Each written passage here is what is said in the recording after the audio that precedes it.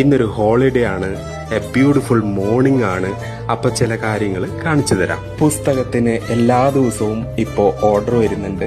അതിൽ സൈൻ ചെയ്യുന്നതാണ് കാണുന്നത്.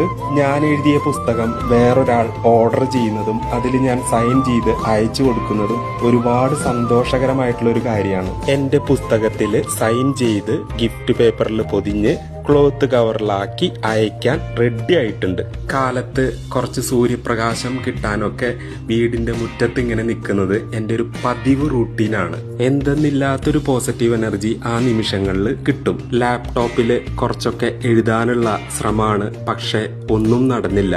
ഭാവന വന്നില്ല എന്ന് ചുരുക്കം. അതിലെനിക്ക് വിഷമവും നിരാശയും ഒക്കെ ഉണ്ട്. പക്ഷെ എന്ത് ചെയ്യാനാ?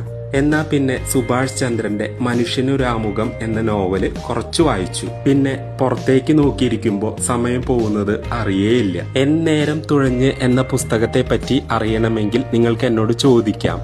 എന്നേരം